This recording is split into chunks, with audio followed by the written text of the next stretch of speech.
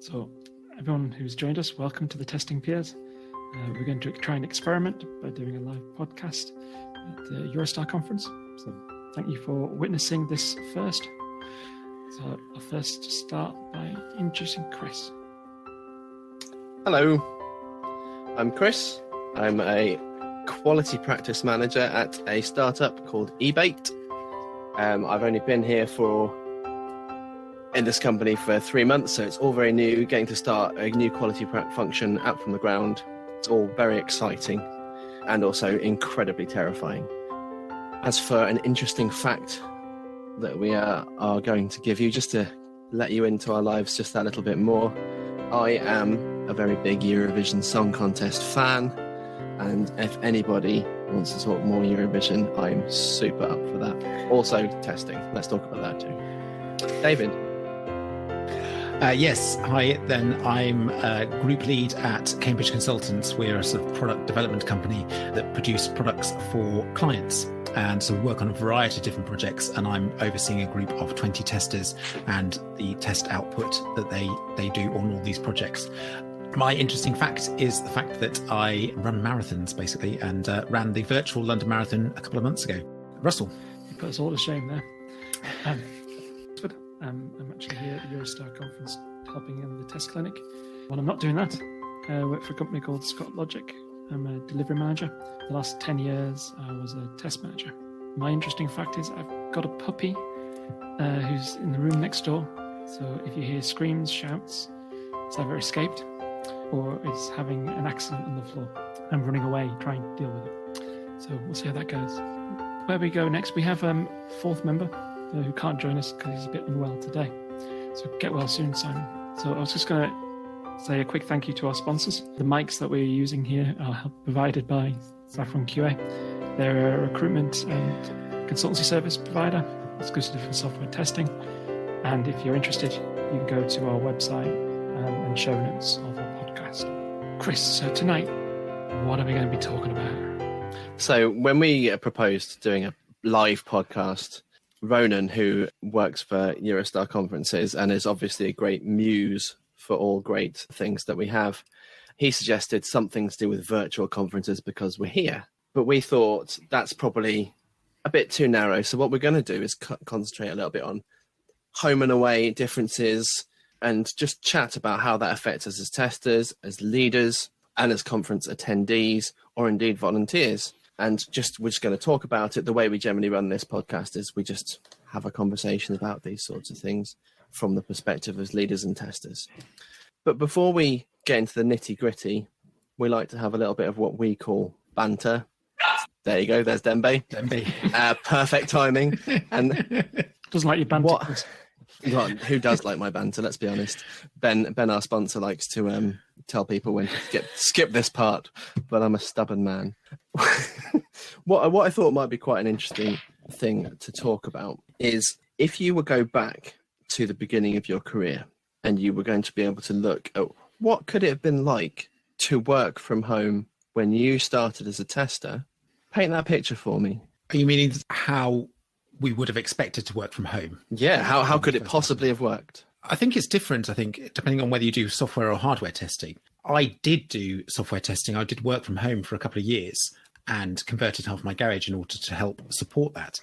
And in fact, the company were based in America, so I was quite remote. So I think like the whole thing about remote working, off-site people, it's very similar to that. And it's the quality of your communication. However, it's a slightly different thing with if you have to interact with hardware as well, because you need to make sure that you can interact with that hardware, either embedded things or other things, and make sure that you can power off or do whatever. And so quite a lot of the test group do have to go into the office occasionally to reset particular parts of the hardware or reset other people's parts of the hardware and or take log files. But you definitely need whatever you do, you need a good connection to the internet in order to do that. Did you have one when you started off in your testing career? No, probably not when I first started. When I worked from home, the company paid for broadband because they knew that obviously I needed to have access to the company things. But, for many years, dial-up. When I first started, it was the age of when we didn't even have really broadband. It was all dial-up. And your internet was your best friend in those old days. Not changed much. No. And you had to weigh up the time between making phone calls or choosing to go on the internet. And it would always drop at the time and take a long time to actually boot up. So the speed and things has vastly improved. I wouldn't want to go back to those days and try and work from home. What about you, Russell? My perspective, sorry for the dog, I was the only tester where I worked my first job. So I felt quite isolated anyway. I don't think it would have made much of a difference working from home or working in the office. I think it'd be easy to have conversations, but generally I found even in sort of lockdown and the current situation, we can actually have a lot of good conversations. We can quickly call someone with Zoom or Teams or one of the other things. So I have missed that element. I missed the casual conversation, not the direct, I want to speak to someone about how we order PPIs and the backlog or something. So I don't think it would have made a vast difference to me at that particular time. Chris? See, I was a games tester, and it's quite easy to take a console home and play, right? But the problems that we had were more along the lines that we were definitely not trusted. So we weren't allowed to have internet access. We weren't allowed to talk to the developers. We were in a different building. We couldn't talk to them. So the fact that we might even have been able to take what data sensitive product home and test it would have been quite difficult for the company at that point. It would have been a mindset shift that I know they've addressed to these days because they have been working from home now. But within that context, it would have been both really easy because the job's easy enough to do, but incredibly difficult because we didn't have VPNs. We didn't have the right access. We certainly didn't have any video conferencing apps. You couldn't even do a group call on a phone really very easily. I had a Nokia 6210 or something like that in those days. It was incredibly difficult to get communication when you were in person in a room full of 125 testers. I would have enjoyed the quiet probably, but I also probably would have slept a lot more, which is, 16-hour shifts, as we did sometimes, might not have been the greatest of things. So shifting on to real life, we're obviously all working from home now, and we're all getting to enjoy everyone's backgrounds sat behind them, and we've got the tools for the most part. I know, David, you're talking about hardware being a bit more difficult to work with. It's a lot more difficult to work with, I suppose, especially sort of getting firmware and things onto them. What do you think you miss the most from being in an office first? We'll move on to conference spaces later, so try and just keep on the workflow. What, miss from being in the office or miss? Yeah, being in the office the old way, that's never going to happen again. So I would say the interactions, the number of interactions, you underestimate the number of times in an office, you just pass people by, you say hello, and just that human interaction, the like I said, just seeing people, seeing and smiling and just seeing the faces. The number of people I've had conference calls with and half, the first few minutes is finding out about them because you haven't seen them for 6 months or something. And it's a very odd way. And I think also it's those moments that you catch people at the coffee shop or in the at lunchtime and having lunch with them and being able to walk at lunchtime. And it isn't always the same faces. That's certainly what I miss. And also the ability to just have free access to the photocopier or other resources that you expect, and like monitors and especially the first few times, headphones, and not having issues with technology because you can actually physically see someone. Yeah, we haven't had any technology issues, have we? I guess I agree with everything David said. It's that casual catching into people, going to coffee, bumping into them, asking how the project's going. There's no activity that now makes that natural. Now it's a choice. I have to ping someone. I have to go out of my way. And so there's a lot less of it happening. I joined my company back in April. So I haven't actually been to our office yet. So I don't know what I miss about the office. But I do miss the atmosphere of being part of a team, a group. Where I am now, you are very focused on the project and the team that are around that project. So you miss less of that communication to the wider business, seeing what's going on, who's coming into the office, how people are feeling. You can't see the body language unless you again call them. So you miss a lot of that human interaction. I'm going to guess, Chris, you miss hugs. I miss hugs a lot, actually. There was, I think maybe it was like April or May time when we still thought that we were going to have at least some of the summer back, because obviously a pandemic doesn't last very long. I remember somebody had tweeted out saying, what's the first thing you'll do when this is all over? And I just said, I'm going to go on a hugging spree. You know, I know I haven't had a hug from a single person I don't live with since March the 13th. And so, you know, that's a long time for someone who gets a lot. It's a lot of that non-verbal communication that I don't see, like you've already spoken about. And even when you see somebody's face on a video call, it just isn't the same. I have to say, it's those parts that I'm struggling with most. I too have started the job during this pandemic, so I have seen my office. It's small, but I don't need to work from there. Getting to know people in a sort of a remote first company is a lot easier than having worked in an office for an extended period of time and then having to come back in, or the opposite of coming in, going out, sort of dealing with that. And I think that part I miss from the people side of things, but I also miss being able to bring someone over to a physical whiteboard, start working on those sorts of things without anyone having to like log in or have struggles with sharing the screen, getting some people into the same room. It's amazing how you can resolve situations by getting people to talk, and sometimes just dragging the right people into the right room is the best way to get it sorted. And getting people on a call, it's not the same thing. People aren't as engaged. No. I've got another monitor over here. Maybe it's got a Twitter feed that I'm finding hilarious on at the moment. It's not the same thing. I think you can lose that respect. You can lose that engagement. And there are things that we may miss as leaders in our teams. People might be struggling. People are struggling. And it's a tough situation to do, because also asking for help remotely feels like a really different thing to having a quiet word with somebody. I think you touched on something there, especially when you're leading teams, is that you can't see when people are becoming disengaged, because we're all so isolated. We're all working on our own, and so therefore you can't.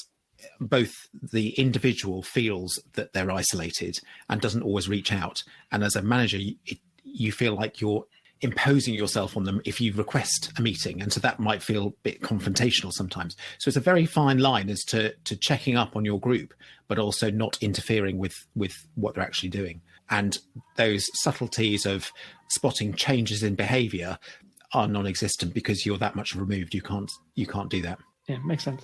As it becomes more normal, hopefully the techniques we use to deal with it become more normal. So like I would often go for coffee with people. So pinging someone and saying, do you want to go for coffee via instant messaging? It's always a bit dodgy in my head. What do they want? Why do they want? Obviously virtually it makes it worse. In an office environment, it's much easier to go up to someone and say, free for 10 minutes? Want to catch up on X, Y, and Z? You can see the body language. How I could find a replacement for that, it's going to be interesting for me. At the moment, if I ping someone, it doesn't have the same ring. Do you think that would be different if you had already got that sort of established relationship with them, though? I still think it's hard because you can't see sort of the nature of the request unless you give a lot more context in the message. So I think it will be a challenge. I think as you know people and they see it's your culture, you do that often, those barriers will get reduced. And that's what I mean about getting used to where we are. People get used to the situation. They'll know that there is no other approach. If someone messages me and says, do you fancy a brew over Zoom? They're not going to panic and think they're getting the sack. What about conferences and their remoteness? How are we finding them? It's a tough one, isn't it? I mean, I was asked this question by a friend of mine today. They said, hey, how is EuroSTAR? Is it all of the fun? And I said to them, if EuroSTAR wasn't happening, that would be a million times worse. And EuroSTAR happening is great. There's wonderful people here. I am still learning things. I am still networking with people. But if we're saying like EuroSTAR week, I'm at 100. I feel like this week I'm maybe at 10 or 15. I just can't ramp myself up. I've not got that same energy. I haven't got that same free coffee. I've done 2,100 steps today rather than the 20,000. When I sign off, I go back to my family. I love my family, don't get me wrong, but I love to be in that bubble for 2 or 3 days when it's just like everything is testing and quality. These are my people. I found the people that I relate to, I learn from. Some of my best friends I've met in conferences, and this is something that is just something that I've missed greatly. And I've attended more conferences this year than any year previously, but it's just not the same. And while I 100% understand the accessibility argument for virtual conferences, and I can fully support that, in my heart, I'm missing the people. I don't get that same magic. If I'm in a talk, I find it less easy than if I was physically there. Just like remote learning for me, I find a lot harder than in a classroom. Same sorts of things. And so I'm filled with joy that this is happening, but there's that little bit behind me that's just like, but we could have been in Antwerp Zoo right now. Yeah. I think you're right. I think that certainly virtual conferences have filled a void and allowed us to get together and discuss things and do whatever. But there is still the context of we are still in our rooms, we are still at home. And exactly as you say, you pass out the door, it's the same kitchen where you make your coffee, it's the same people in your house.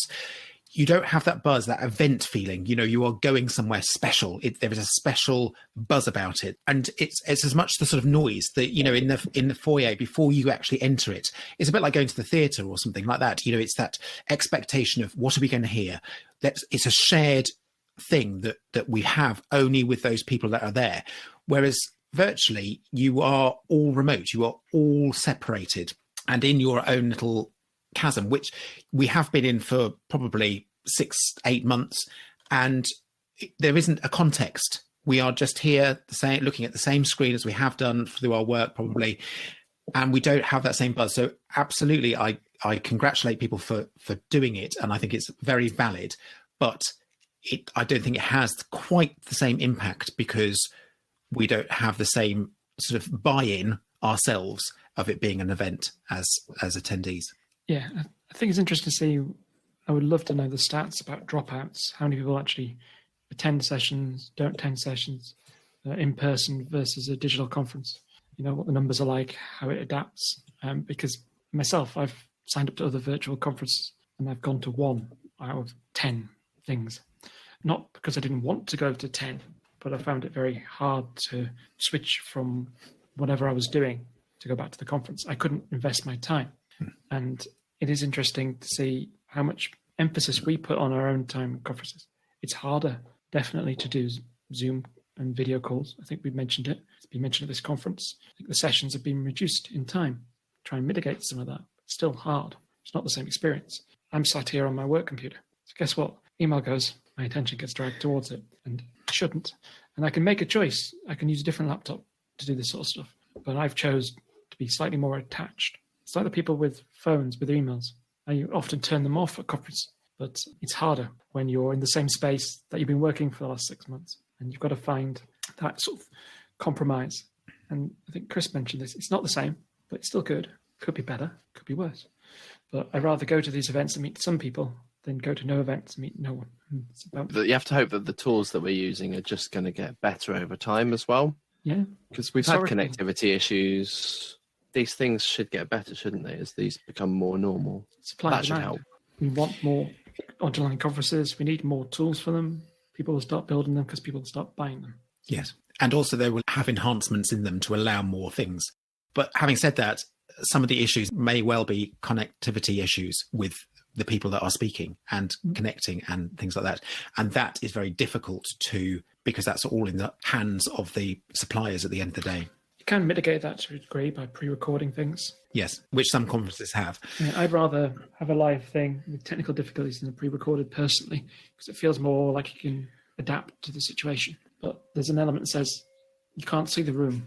So how do you adapt? What do you adapt to? Chat? That depends again on the tool you're using, though, because I've spoken to people and I've even done some sessions at remote meetups, and if I'm just talking into what feels like an echo chamber and getting no feedback, then I will probably not be able to give as much as had I been getting that feedback live. So when I've been doing sessions, they've mostly been over Zoom or Crowdcast or something. I've asked people if they will to feedback to me directly in the chat or to turn their video on even so I can see faces. I'll even sometimes ask people to talk to me because I know I talk a lot, but that's because silence kills me. If I don't get any feedback, no faces, no nothing, I don't think I'm being as genuinely normal and giving as much of me in that talk as I could be. And so I feel for the speakers in these situations, because we need to have a recorded backup regardless, because otherwise there's going to be a void where nothing's taken place. This is something we're going to have to work on, we technology people. Yeah. But I think also we as individuals will improve. We will get used much better. You know, if you consider what I was like when we first had to use Zoom meetings in a business scenario, I was very much stilted. And when we first did these podcasts, we were finding our feet and we weren't sure about how we were actually doing it. Whereas actually now we're much more used to talking in video. And definitely videos certainly improve things because you can actually see people. Mm. And I think that that's where you think improvements could be made to conferences, where you try and get that interaction with people. And I know that there are bandwidth issues and lots of other things, but getting that input. And I think chat is brilliant. And I thank you all for your comments that you're coming up with. I'm reading them as we go through. But again, like we were saying, we can get distracted. I think Russell mentioned when we're in a conference room, we don't get our laptops out. You know, we may surreptitiously check a few emails, but we would wait until we were in a break before we actually took a call or whatever. Whereas when we're at home, if you're not that engaged in a talk, you can very quickly go mute. You can switch your video off if you are in a video and go out the room, and you can come back and no one's any more the wiser. That can be a problem, I think, because it loses that engagement with everyone. It links to social norms. We've adapted them now because we're working from home. I think on the chat, people being distracted and doing things in meetings at work is common now. It's accepted. If you're staring over here and talking, it has got more acceptable. Whether it should have, shouldn't have is another question, but it's more common. I certainly haven't called anyone out on it in the last 6 to 12 months. But that then habit forms, and we all do it at conferences and any other opportunities. It's like how we all watch our phones constantly. Our phones are pretty much glued to us these days. And it's become socially normal, which has driven us all to kind of accept this behavior. You know, we need a reset button to a degree. It's interesting to see, though, how those social norms evolve. Maybe we need to look into how we can adapt them to help us through a more digital, online, remote world. Maybe we need to start setting some rules that if you come into these conferences, please don't have your work email on, that sort of thing. I can't remember where it is, but in some cases, basically put your phone, if you come to the dinner table, put your phone in this bucket, you're not allowed to touch it while we eat dinner. We're almost starting to get to the point where we're doing that for conferences remotely. That's always very difficult to police, though. You can't easily police that. No, it's almost like a team built charter or sort of thing would be a really cool way to say, like, I'm attending this and I'm just gonna. It's not binding, but I'm going to sort of pledge. We would like you to. This is what I'm going to do, and I've had these conversations about the dinner table and stuff with my children, because I'm a millennial. I have a phone. I look at it all the damn time, and it's quite hard to not look at my phone when I'm with my kids. And how awful is that? I would judge me if I saw me across the room doing that. It's a terrible thing, and they're writing children's books these days where there's a parent who's just on their phone the whole time, and the kid's just like, hey, look at me. We are here. Let's interact. Let's have fun. And actually, do you know what? I try and leave my phone in a different room now just to try and do those things. It's hard, isn't it? Because, you know, we want that instant gratification. We want those likes on Facebook and things. Facebook pokes. Someone posted a thing online the other day that said that likes on Facebook posts, tweets, Instagram and stuff is kind of the new gratification that we seek, and actually the good feelings that it gives is almost like having a friend now. It's kind of replaced that.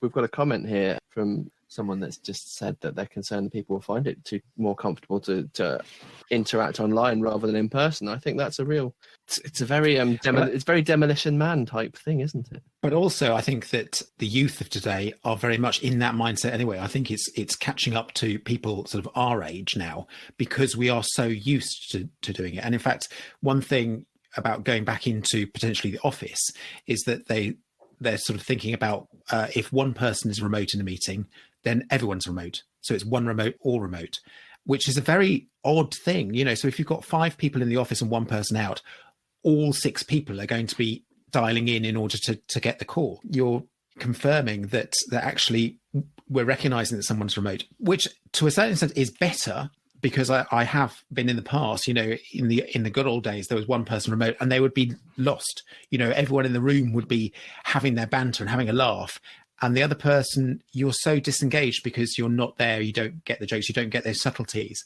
So I can completely understand that, but it doesn't help that it sort of exacerbates that problem. It's a good point, though. I think, we talked about sort of polar view, didn't we? Remote or not remote. And there's a halfway house, which is part remote. And I'm not sure, certainly at the conference level, that would work that well. So people very much in the distance, listening to people ask questions, shouting them up to the front. It would be a different experience entirely. And actually, that's a good point, is the questioning thing. And it goes back to what we've discussed in other things. If you're in the room and you not heckle, but if you're in the room, then naturally you're in the eye line. So therefore there will be a precedence on the people in the room and not necessarily the people online, even though they might have very good points and very good questions.